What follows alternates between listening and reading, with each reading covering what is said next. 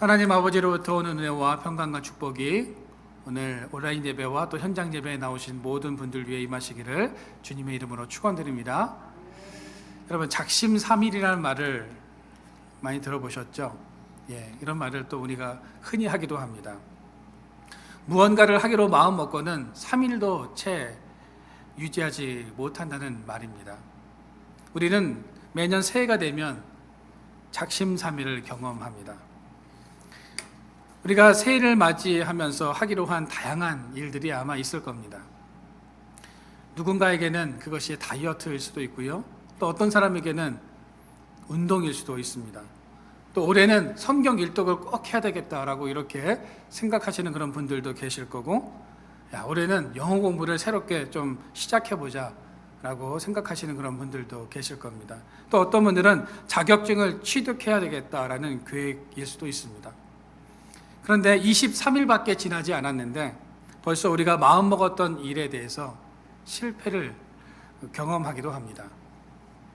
새로운 한 해를 시작하면서 사람들이 절대로 경험하고 싶지 않은 것 중에 하나가 바로 이 실패입니다.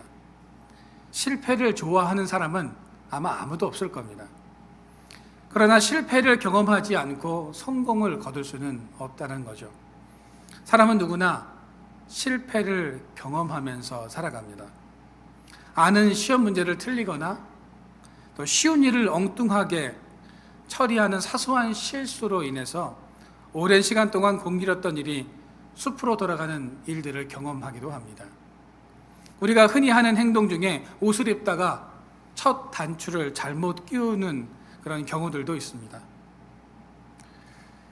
단추를 잘못 끼우면 제일 먼저 하는 행동이 다시 단추를 빼는 일부터 시작해야 합니다. 여러분, 실패는 단추가 잘못된 위치에 있다는 것을 인식하는 일입니다. 즉, 실패는 잘못된 길로 들어섰다는 것을 깨닫는 각성의 순간이라는 겁니다. 그 각성이 이루어질 때 우리는 다시 실패를 경험하지 않을 수 있다는 거죠.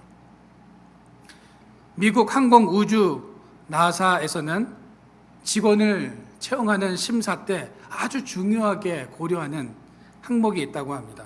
화려한 스펙도 우수한 실적도 아닌 실패 경험을 아주 중요하게 여긴다고 하죠. 실패를 해본 경험이 없는 사람은 큰 어려움에 부딪히면 쉽게 당황해서 갈팡질팡하고 혼란스러워하는 반면에 실패를 당하고 그 실패를 딛고 일어선 사람들은 흔들려도 중심을 잃지 않고 냉정하게 대처할 가능성이 높다라는 게 그 이유라고 합니다. 고도원의 잠깐 멈춤이라는 책에 보면 아이가 걸음마를 걷기 위해서는 2000번을 넘어진다고 하죠. 두 발로 일어서기까지 2000번의 실패와 두려움을 경험한다는 겁니다. 여러분, 한 번의 실패와 하루의 실패가 인생의 실패가 아니라는 사실을 분명히 깨닫기를 소망합니다. 미국의 폴 스톨츠 박사는 실패나 역경에 대처하는 3가지 타입의 유형이 있다고 말을 합니다. 포기하는 사람, 안주하는 사람, 그 모든 것들을 실패를 이겨내고 정복하는 사람, 이런 3부류의 사람이 있다고 말을 하는데요. 여러분들은 이 3가지 중에 어떤 부류에 속하십니까? 안주하십니까? 포기하십니까? 정복하느냐? 우리가 한번 우리의 자신을 한번 되돌아볼 필요가 분명히 있다라는 겁니다. 여러분, 오늘 하루 실패했더라도 주저앉거나 안주하지 마시기를 바랍니다. 데일 카네기는 바람이 불지 않을 때 바람개비를 돌리는 방법은 내가 앞으로 달려나가는 것이라고 말을 했습니다. 지금 내가 실패했다고 멈춘 일이 있다면 다시 한번 도전해 보시고 앞으로 달려나가시기를 바랍니다. 화장품 회사 코리토스를 여러분 아십니까? 이 회사는 설립 7년 만에 연 매출 2억 원을 돌파한 아주 우수한 회사입니다. 이 회사의 대표는 김한균 씨로, 그는 100번 1000번의 실수라는 주제로 강연을 한 적이 있습니다. 이 강연 중에서 그는 성공을 위해서 100번 1000번의 실수를 두려워하지 말아야 한다라는 말을 했습니다. 그는 학창 시절에 다른 아이들은 공부나 토익에 매진했지만 이 김한균 씨는 메이크업, 피부관리, 네일, 헤어, 마사지를 비롯한 뷰티와 관련되어진 모든 자격증을 다 취득했다고 합니다. 그 수많은 자격증과 경험에도 불구하고 그는 거듭되는 실패를 맛볼 수밖에 없었습니다. 그러다가 파파 러시피라고 성공을 거두기 시작했고 지금은 7개 브랜드의 개업을 넘어 더 사업을 확장하고 있다고 합니다. 김한균 대표는 그가 겪은 모든 실패의 경험이 성장의 밑바탕이 됐다고 강조하고 있습니다. 여러분, 실패와 패배가 꼭 나쁜 것만은 아닙니다. 그것을 통해서 배우는 것이 있기 때문입니다. 성공하는 사람들은 실패하지 않는 사람이 아닙니다. 성공하는 사람은 실수하지 않는 사람이 아니라 실수를 교훈 삼아서 다시 일어나는 사람입니다. 오늘 본문 속의 다윗이 바로 실패의 자리에서 다시 일어난 사람입니다. 다윗은 왕이 되기까지 수많은 좌절과 실패를 맛봐야 했습니다. 사울에게 쫓기는 인생을 살아야 했고 살아남기 위해서 다윗은 심지어 침을 흘리면서 미친 척을 해야 했습니다. 자신을 숨겨줄 사람도 없었고 숨을 곳도 없어서 광야를 전전해야 했습니다. 이런 외적인 모습만 보면 그는 실패한 인생이라고 할 수 있습니다. 오늘 본문에도 보시면 다윗은 사울을 피해서 도망 중에 있었습니다. 그런데 블레셋 사람들이 그일라를 쳐서 그 타작마당을 취했다는 소식을 전해 듣게 됩니다. 그일라는 유다의 산기슭에 위치한 요새화된 도시로 헤브론의 북서쪽으로 약 13km 거리에 위치한 아주 작은 마을이었습니다. 다윗은 같은 유다 사람들을 블레셋으로부터 구원해주고 싶은 그런 마음이 불현듯 생겼다는 거죠. 그래서 다윗은 하나님께 나아가 물었습니다. 오늘 2절 말씀입니다. 다윗이 여호와께 묻자와 이르되 내가 가서 이 블레셋 사람을 치리이까? 그러자 하나님께서 아주 간략하면서도 명쾌하게 말씀하십니다. 가서 블레셋 사람들을 치고 그일라를 구원하라라고 이렇게 말씀하십니다. 그러나 다윗이 블레셋을 공격하고 그일라 백성들을 구원한다는 것은 말처럼 쉬운 일은 아니었습니다. 그일라를 구원한다는 것은 사실 현실적으로 불가능한 일이었습니다.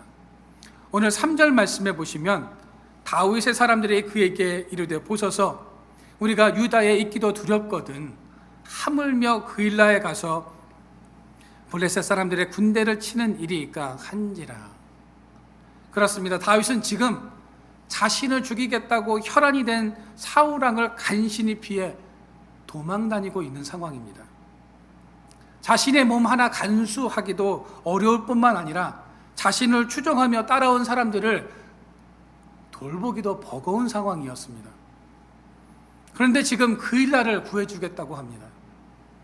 사실 이런 상황에서 그일라 사람들을 도우려고 나섰다가는 사울 왕에게 자신의 위치를 노출시키는 결과를 가져올 뿐만 아니라 사울 왕의 표적이 되어서 자신을 따르는 자들과 함께 모두 몰살될 수 있는 이런 위기의 상황입니다. 그렇기 때문에 현실적으로 도와주면 안 된다는 것이 다윗을 따르는 사람들의 일관된 의견들이었습니다. 또 그일라를 구원하기 위해서는 반드시 블레셋과 전면전을 치러야 했습니다. 지금 블레셋은 철기 무기를 가지고 있는 아주 강력한 나라였고 군대를 가지고 있었습니다. 반면에 다윗은 변변한 무기 하나 가지고 있지 않았다라는 거죠. 사무엘상 22장 2절 말씀에 보시면 환난 당한 모든 자와 빚진 모든 자와 마음이 원통한 자가 다 그에게로 모였고 그는 그들의 우두머리가 되었는데 라고 이렇게 말씀하고 있습니다.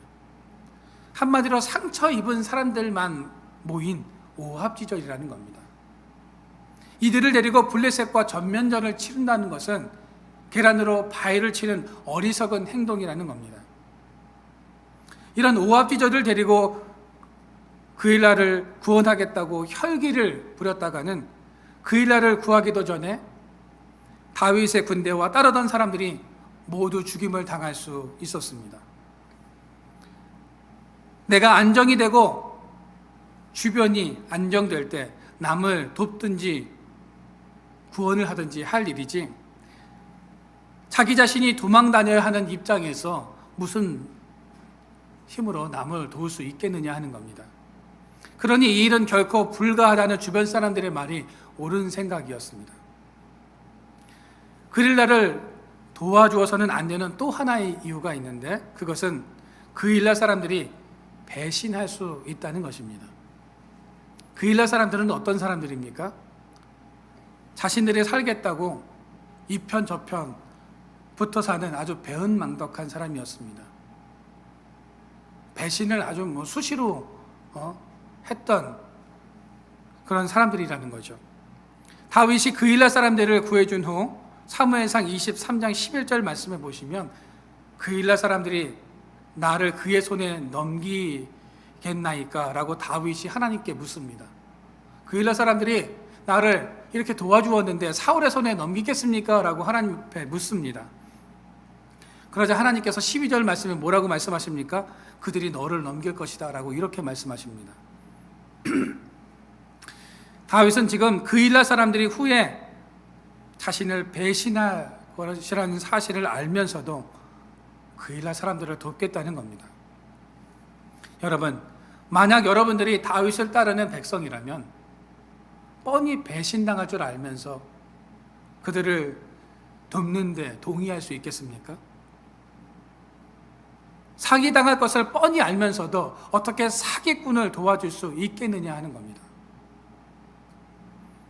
그런 자들을 돕기 위해서 목숨까지 걸고 무모한 행동을 한다는 것은 지도자로서의 올바른 자질이라 볼 수 없습니다. 그일라 사람들을 도와주어서는 안 되는 가장 큰 이유가 하나 더 있습니다. 다윗을 따르는 사람들의 반응입니다. 3절 말씀에 보았듯이 다윗의 사람들은 그일라를 구원하는 일에 대해서 탐탁치 않게 생각하고 있었다는 겁니다. 그들은 대략 600명쯤 되었습니다. 처음에는 400명이었는데 점점 숫자가 늘어서 600명이 되었고 모두 남자로서 가족이 있는 사람들이었습니다.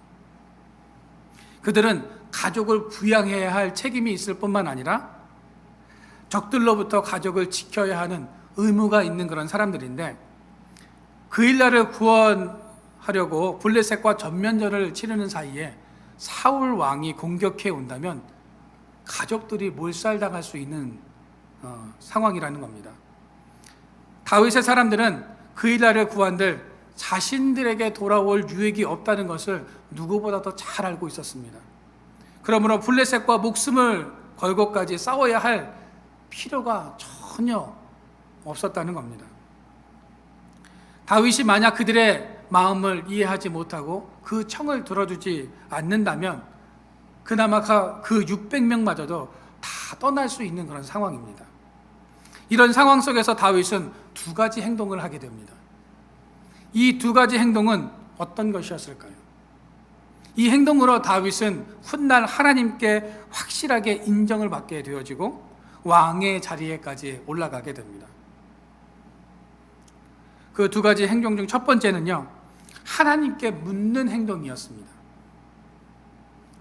다윗은 자신을 따르는 자들의 반대가 더욱 커지고 자신의 입지가 약해지고 있을 때 더 이상 자신을 따르는 자들의 소리에 의지하지 않고 하나님께 묻습니다.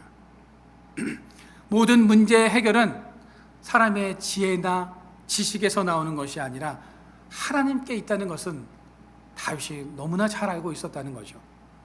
그래서 다윗은 자신 앞에서 펼쳐지는 문제를 하나님께 나아가 묻습니다.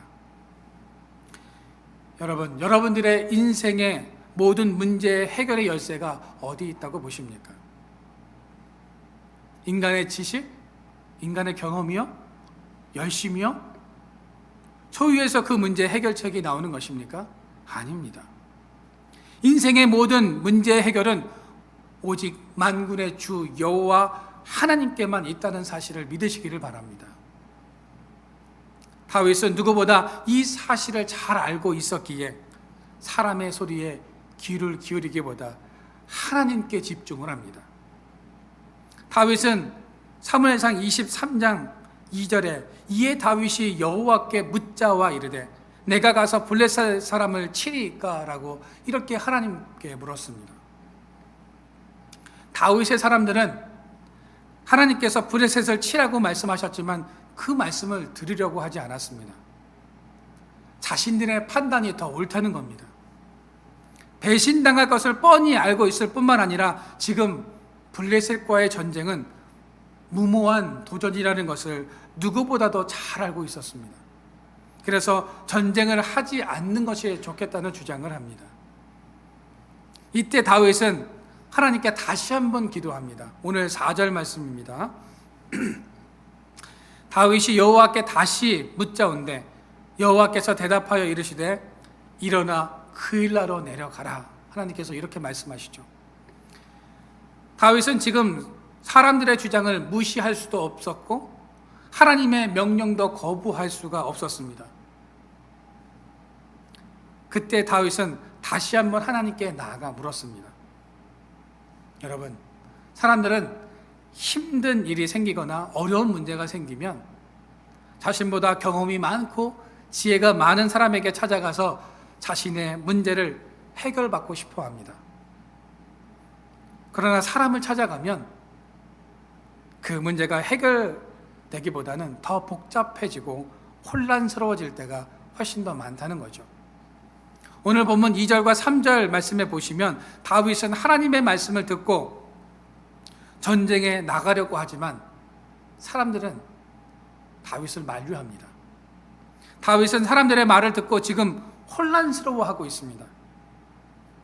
그일라를 돕지 말아야 할 이유를 듣고 설득당할 뻔했다라는 거죠. 그들의 주장이 너무나 합리적이고 타당했다는 겁니다. 그런데 우리는 여기서 한 가지 간과해서는 안 되는 것이 있습니다. 사람의 소리는 자칫 하나님의 음성을 듣지 못하게 할 수 있다는 겁니다. 사람의 소리를 듣고 하나님의 소리를 듣지 못하는 인생은 불행해질 수밖에 없습니다. 다윗의 위대한 점은 바로 여기에 있습니다. 다윗은 합리적이고 타당한 백성들의 말보다는 하나님의 음성을 듣기로 결심했습니다. 그래서 4절 말씀해 보시면 다윗은 다시 하나님께 나아가 묻습니다. 다윗도 처음에는 하나님의 말씀에 동의할 수 없었고 이해할 수 없었습니다. 오합지졸에 이 사람들을 데리고 블레셋과 싸워서 그일라를 구원한다는 것이 상식적으로는 이해가 되지 않았기 때문입니다. 정예화된 블레셋 군대와 맞서 싸우겠다는 생각이 얼마나 어리석고 무모한 생각인지 다윗도 잘 알고 있었습니다. 뿐만 아니라 이 싸움은 누가 봐도 불리한 싸움이었고 득이 될 것이 하나도 없는 싸움이었습니다. 그런데도 다윗은 하나님께 다시 나아가 재차 물었습니다. 사람들의 합리적인 생각보다는 하나님께서 어떤 생각을 가지고 계신지 재차 물었던 겁니다. 여러분, 성경에는 하나님께 묻지 않다가 실패한 사건들을 수도 없이 기록해 놓았습니다. 여호수아와 이스라엘 백성들이 여리고와 아이성을 점령한 후 그 이야기가 온 가나안 땅에 살고 있는 사람들에게 퍼지자 기브온 사람들이 꾀를 냅니다. 헤어진 전대와 낡은 신발과 낡은 옷을 입고 곰팡이가 난 떡을 가지고 이스라엘 진영에 찾아오죠. 우리는 아주 먼 나라에서 왔다라고 이야기하면서 조약을 맺자고 이야기를 합니다. 성경은 이 일에 대해서 여호수아와 이스라엘 백성들이 하나님께 묻지 않았다라고 말씀하고 있습니다. 여호수아 9장 14절 말씀해 보시면 무리가 그들의 양식을 취하고는 어떻게 할지를 여호와께 묻지 아니하고 라고 되어 있습니다. 여호수아가 하나님께 묻지 않았다는 것은 기도하지 않았다는 겁니다. 여러분, 기도는 하나님께 묻는 겁니다. 기도하는 사람들은 인생의 불행이 닥치고 해결할 수 없을 것 같은 문제 앞에서도 좌절하거나 타협하는 것이 아니라 하나님께 나아가 문제를 내려놓고 묻는 것입니다. 다윗은 자신에게 문제가 생길 때마다 하나님께 나아가 물었습니다. 반면에 사울은 어떠했습니까? 하나님께 나아가 묻기보다는 신접한 여인을 찾아갔다는 거죠. 기도하지 않고 하나님께 묻지 않은 사울왕은 다윗을 죽이려고 혈안이 되어서 그일라 백성들에 대해서 관심이 없었지만, 기도하며 하나님께 물었던 다윗은 위기에 처한 그일라 백성들을 구원해냈습니다. 역대상 13장 3절에 보시면 우리가 우리 하나님의 궤를 여호와께로 옮겨오자 사울 때에는 우리가 궤 앞에서 묻지 아니하였느니라. 사울 왕과 다윗의 차이는 바로 여기에 있습니다. 한 사람은 기도하는 사람이었고 한 사람은 기도하지 않는 사람이었습니다. 기도하는 사람은 아무것도 없는 상황에서도 이스라엘의 가장 위대한 왕이 되었고, 기도하지 않았던 사람은 모든 조건을 다 갖추고 있는 왕이었지만 결국 비극적인 삶을 살다가 죽음을 맞이하고 말았다는 겁니다. 역대상 10장 13절부터 14절까지의 말씀에 보시면 사울이 죽은 것은 여호와께 범죄하였기 때문이라. 그가 여호와의 말씀을 지키지 아니하고 또 신접한 자에게 가르치기를 청하고 여호와께 묻지 아니하였으므로 여호와께서 그를 죽이시고 그 나라를 이새의 아들 다윗에게 넘겨주셨더라 라고 말씀합니다. 성경은 사울이 범죄하였기 때문에 죽었다고 말씀합니다. 사울은 도대체 어떤 죄를 범하였을까요?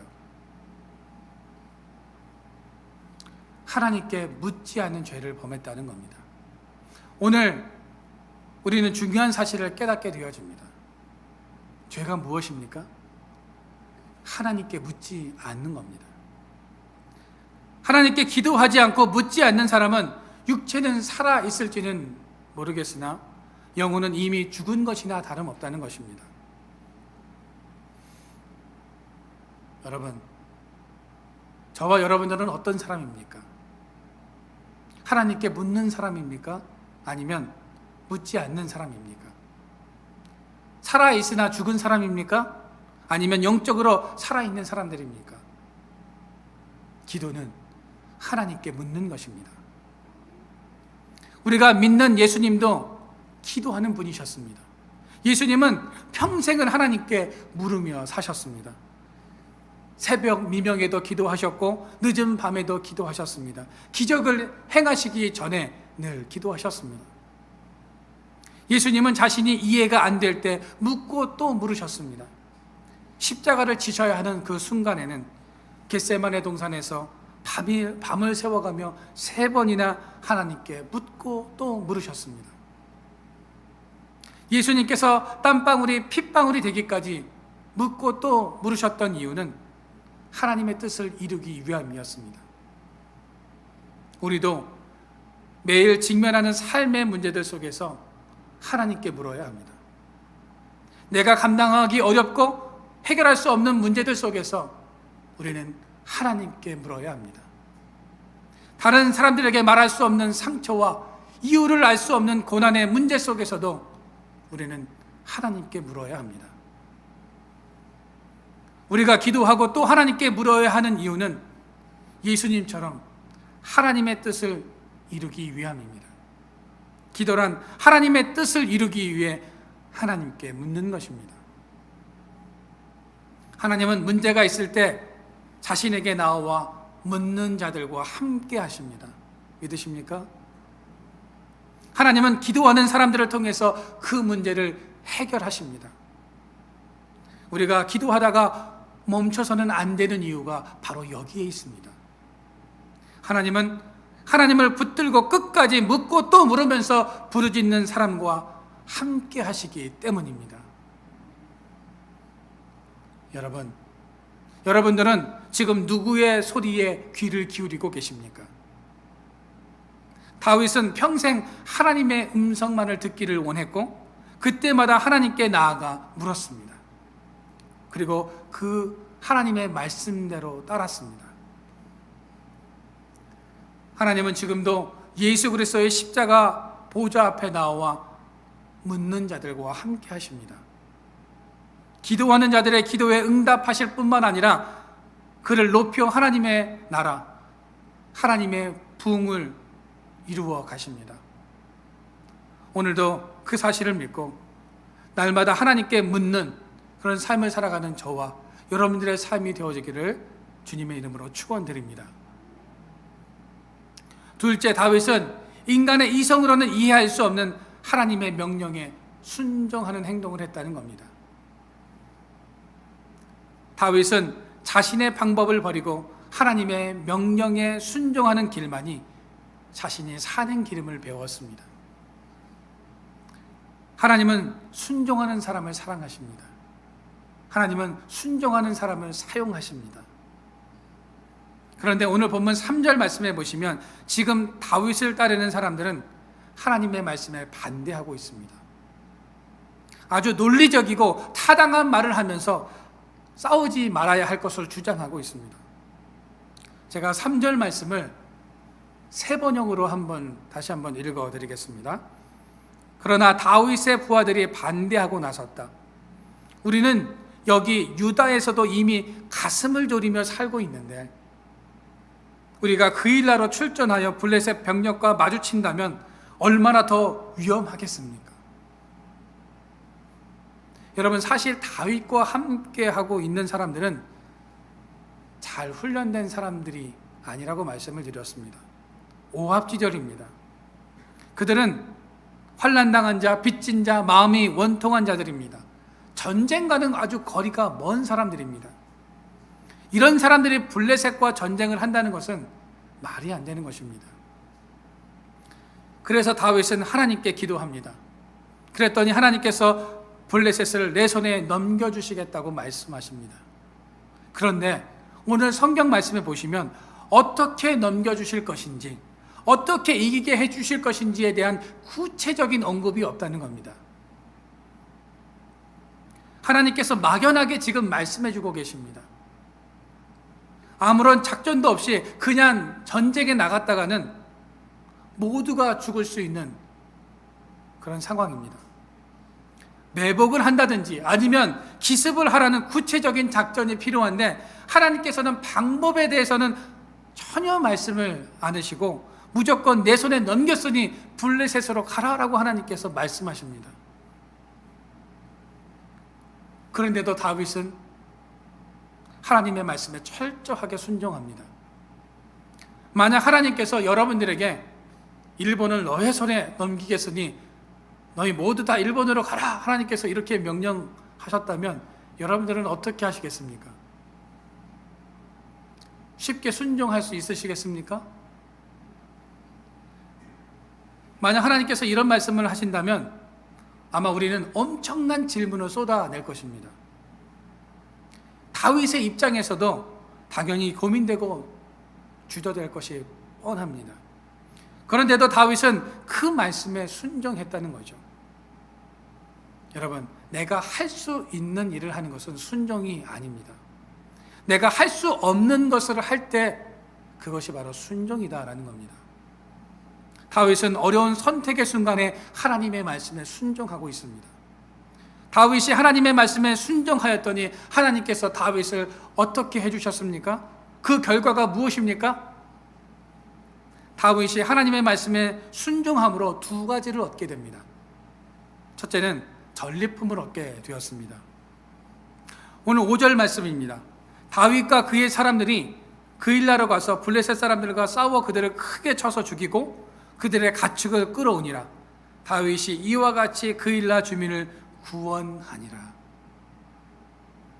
하나님께서는 지금 블레셋에게 빼앗겼던 가축들을 다시 끌어올 수 있도록 해주셨습니다. 아무런 이득과 소득이 없을 것이라고 했던 사람들에게 전리품을 취할 수 있도록 하나님께서는 은혜를 허락해 주셨다는 거죠. 여러분, 오늘 본문 5절을 읽다 보면 연상되는 사건 하나가 떠오르실 겁니다. 사울이 아말렉과의 전투를 통해서 전리품으로 가축을 끌어옵니다. 이 사건으로 인해서 사울은 하나님께 버림을 받게 됩니다. 다윗과 사울의 차이는 무엇일까요? 똑같은 전리품을 취했는데 하나님은 왜 사울 왕을 패하셨을까요?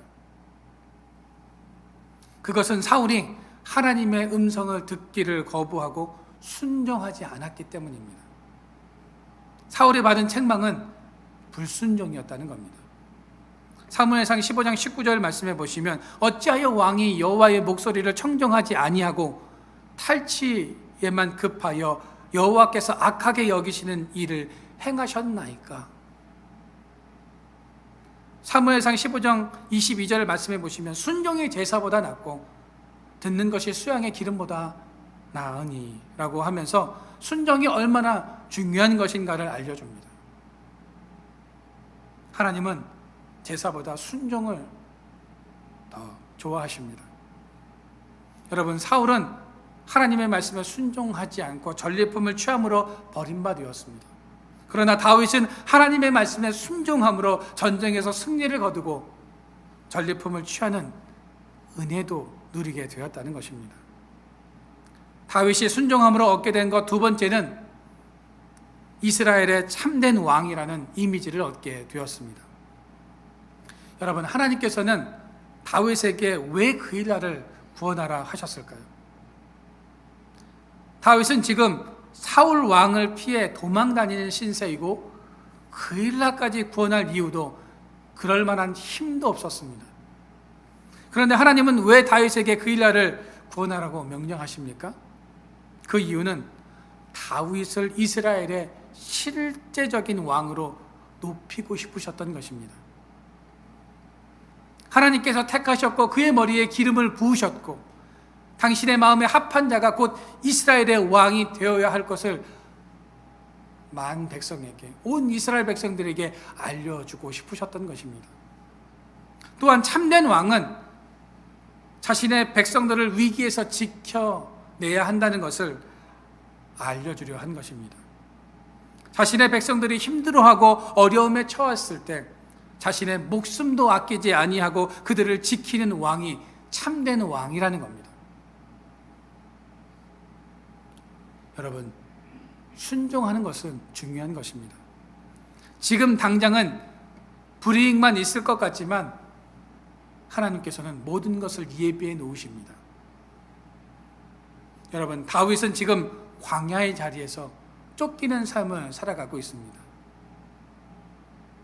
그는 실패의 자리에 있었습니다. 그런 상황 속에서 다윗은 하나님께 묻고 또 묻는 법을 배웠습니다. 그는 순종하는 법을 배웠습니다.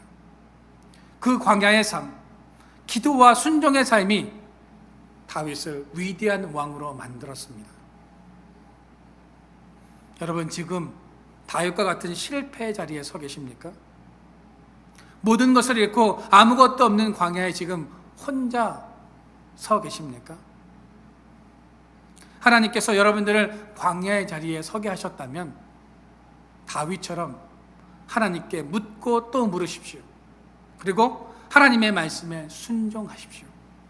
그럴 때 채워주시는 하나님의 놀라운 은혜의 축복을 발견하게 될 것입니다.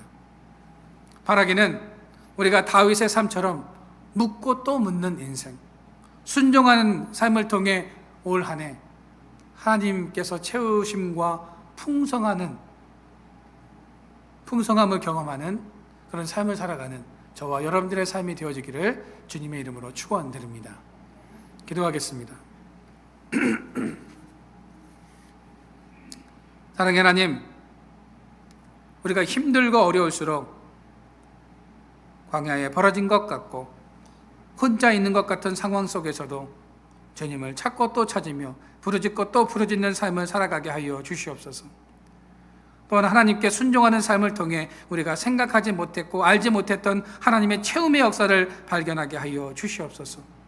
하나님, 연약한 우리의 육신을 붙드사 강하게 하여 주시고 우리의 상한 심령이 회복되게 하여 주시며 육신의 질병으로부터 고통당하는 성도들이 치유되고 자유케 되는 은혜의 역사가 일어나게 하여 주시옵소서.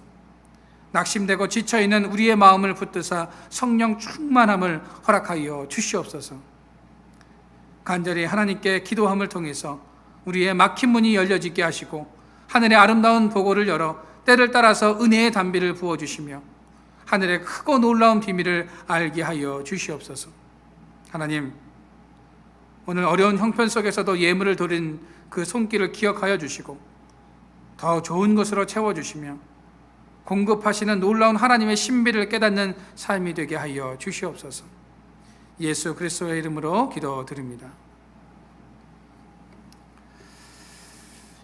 교회 소식을 전해드리도록 하겠습니다. 신년 기도 제목 1월 한 달간 받고 있습니다. 기도 제목 5가지를 작성하셔서 저에게 보내주시면 1년 동안 그 기도 제목들을 가지고 계속 중보해 드리도록 하겠습니다. 오늘 구역회가 있습니다. 구역회가 매산제일교회에서 있습니다. 원래 구역회는 우리 교회에서 해야 되는데 코로나로 인해 가지고 올해는 연합으로 이렇게 구역회를 진행하기로 했습니다. 그래서 제가 오늘 예배 끝난 후에 매산제일교회로 가게 되었습니다. 구역회가 은혜 가운데 잘 맞춰질 수 있도록 위해서 기도해 주시기를 부탁드립니다. 또 온라인 헌금 드리기를 원하시는 분들 화면에 나가는 계좌로 보내주시면 감사하겠습니다. 또 예물 봉헌해 주신 분들 명단 화면에 올려놓았습니다. 늘 헌금해 주시는 분들께 다시 한번 감사드립니다. 제가 축도하고 오늘 예배를 마치도록 하겠습니다. 이제는 예수 그리스도의 크신 은혜와 극진하신 하나님 아버지의 사랑하심과 성령의 역사가 주님을 찾고 또 날마다 찾으며 순종하는 삶을 살아가기로 작정하는 우리 성도들 머리머리 위에와 그들의 삶 위에 하나님께서 영원히 함께 하여 주시기를 간절히 축원하옵나이다. 아멘.